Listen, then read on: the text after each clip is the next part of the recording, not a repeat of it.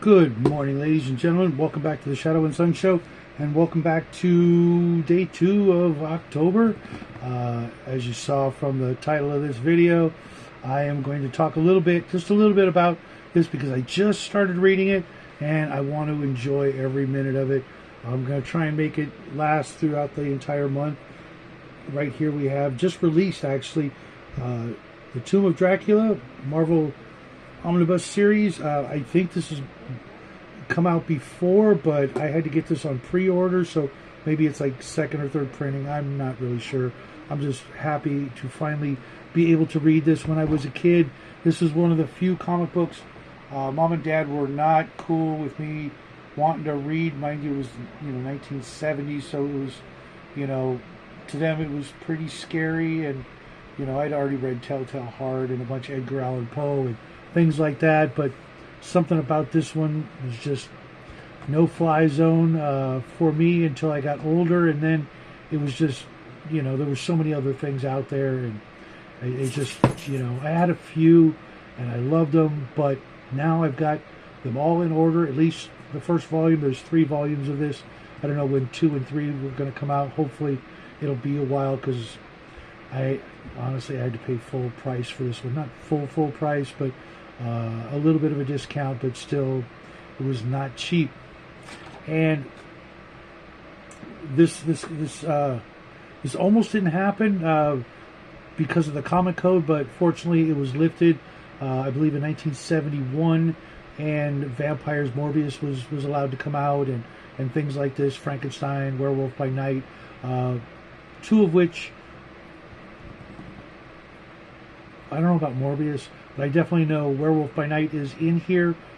Issue like 14 or so, they meet in Werewolf by Night, and then it's concluded here, or vice versa.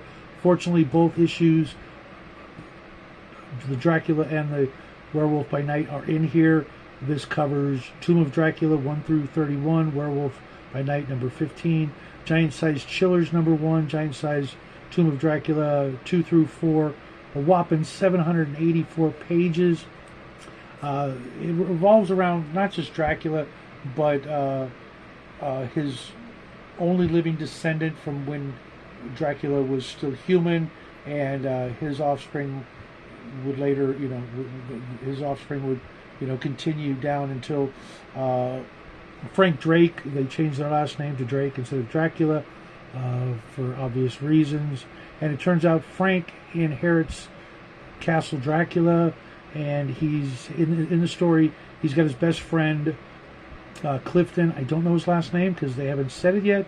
And his girlfriend Jeannie, who used to be Clifton's girlfriend, but they've split up, and then she becomes Frank Drake's girlfriend. There's a lot of other characters that will show up later, in addition to Blade first appeared in one of these issues.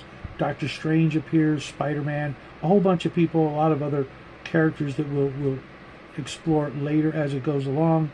But in the very first issue, poor Frank, he's flat broke, spends the last money he has literally on a carriage ride from part of Transylvania to Dracula's castle, where he's supposed to go over it. And his best friend, Clifton, has the great idea of turning it into a tourist attraction, and they're going to make a ton of money.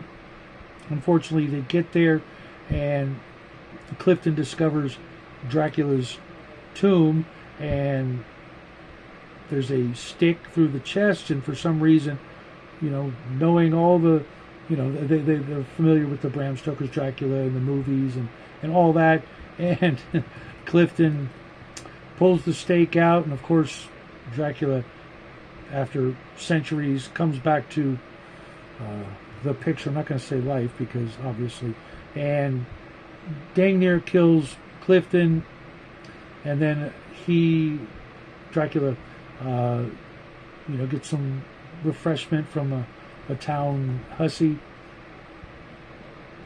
and then meets Jeannie from a distance. Obviously, she's got to be his next new target. She's all, full of life and goodness, and of course Dracula has to do away with that, and the story ends with Frank and Dracula getting into a fight. Frank gets knocked unconscious.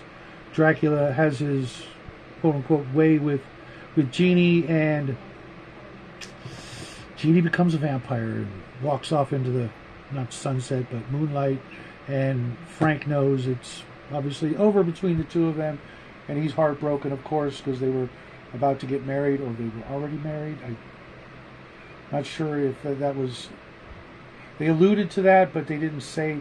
But she walks off after telling Frank that she's going to live forever, and Frank is, left at the very last panel, knowing what's to become of her more or less. And we'll find out what else happens later on in the story, but that's how it starts. I am really excited to read this.